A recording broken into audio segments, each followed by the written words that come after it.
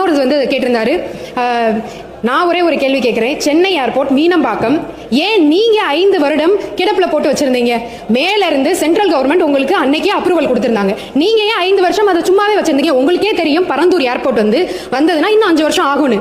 ஆனா அதை எக்ஸ்பென்ஷன் அன்னைக்கே பண்ணியிருந்திருக்கலாம். அதுக்கான சென்ட்ரல் கவர்மெண்ட் அதுக்கான அப்ரூவலும் கொடுத்தாங்க. என்ன நோக்கத்துக்காக நீங்க இதை ஸ்டாப் பண்ணி வச்சிருந்தீங்க? உங்களோட மனசாட்சியை நீங்களே கேட்டுக்கோங்க. சொல்றாங்க இதனால தொழிலே பாதிக்கப்படும் தமிழ்நாட்டில். அப்ப 49% எலக்ட்ரானிக் எக்ஸ்போர்ட் இன்னைக்கு பரந்தூர் ஏர்போர்ட்டை நம்பி தான் இன்னைக்கு போய்கிட்டு இருக்கா. 41% எலக்ட்ரானிக்ஸ் எக்ஸ்போர்ட் இன்னைக்கு போர்ட் மூலமாவும் ஏர் கார்கோ மூலமாவும் சென்னை ஏர்போர்ட் மூலமா தான் அனுப்பிச்சு. ஏர்போர்ட் அத்தாரிட்டி இந்தியா ஏற்கனவே T5 முனையத்தின் பயணிகள் முனையம் உத்தேசிக்கப்பட்டிருக்கு. அதே மாதிரி T5 முனையத்தின் புறவழி சாலை தாம்பரம் மதுரவாயில் சாலை அமைக்க மாநில அரசின் அனுமதியும் ஒத்துழைப்பும் கோரி உள்ளது.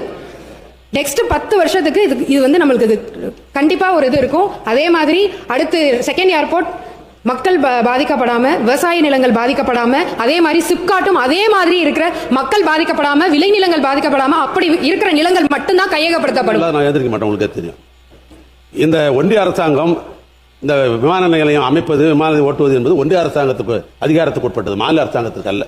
மாநில அரசாங்கம் நிலம் கையகப்படுத்துவதோடு நம்முடைய பணிகள் முடிந்துவிடுகிறது. அந்த ஒன்றிய அரசாங்கத்துடைய ஆணையேற்று இது சம்பந்தப்பட்ட இந்த பரந்தூர் ஏகநாதபுரம் இந்த பகுதியில் 13 வில்லேஜுகள், 2 மாத்திரம் இல்லை, இந்த 13 வில்லேஜுகள் எடுக்கணும்னு முடிவு பண்ணப்பட்டு ஒரு குழு அமைக்கப்பட்டது மாநில அரசாங்கத்தின் சார்பாக. அந்த குழுவில் நான் தான் இடம்பெற்றேன். நம்முடைய மாண்புமிகு சட்டமன்ற உறுப்பினர் தங்கநரசு, மாவட்டத்தை சேர்ந்த அன்பர் 3 அமைச்சர்கள் இடம்பெற்றோம். நாங்கள் நேரடியாக காஞ்சிபுரத்துக்கே சென்று மாவட்ட ஆட்சி அலுவலகத்தில் ஒரு விரிவான ஒரு நாள் முழுவதும் அந்த விவசாயிகள் கூட்டம் அழைத்து பேசினோம். அவர்கள் அதில் 11 வில்லேஜ் இருக்கும், அவங்களே ஒப்புதல் தந்தாங்க.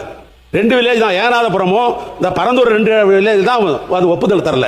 அதுக்கு பின்னால் இதே சட்டமன்றத்தை மேலே அமைச்சர் அரவையில் என்னுடைய சேம்பரில் 2 முறை வர வச்சு நாங்கள் பேசணும். அந்த அடிப்படையில் 11 பேரும் முன்வந்து வந்த விவசாயி கொடுக்கிற காரணத்தினால்தான் இந்த முயற்சிக்கு நாங்கள் தமிழக அரசு அதற்கு நாங்கள் ஈடுபட்டோம். ஒன்று, அதுக்கு மேலே தொடர்ந்து நில எடுப்பு பணிகளுக்காக அங்கே டிஆர்ஓ ஆர்டிஓ எல்லாம் போடப்பட்டு பணிகள் நடைபெற்றுக் கொண்டிருக்கிறது.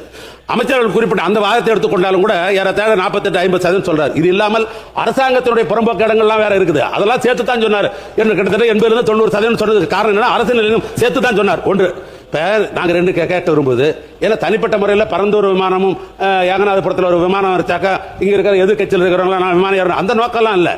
இந்த தமிழ்நாட்டுடைய பொருளாதாரத்தை முன்னேற்ற வேண்டிய என்கிற அடிப்படையில் விமானத்தை விரிவாக்கம் பண்ணணும். பக்கத்தில் கர்நாடகம், பக்கத்தில் ஆந்திராவெல்லாம் விரிவாக்கம் செய்யப்பட்டு பொருளாதார நாளுக்காக கூடிக்கொண்டிருக்கிறது. அந்த அடிப்படையில் தான் இந்த முயற்சி வழியே தனிப்பட்ட முறையில் திராவிட முன்னேற்ற கழகம் இல்லை. ஒன்று, இன்னொன்று எடுத்துட்ட இடத்தை வேற எதுக்கும் பயன்படுத்த முடியாது.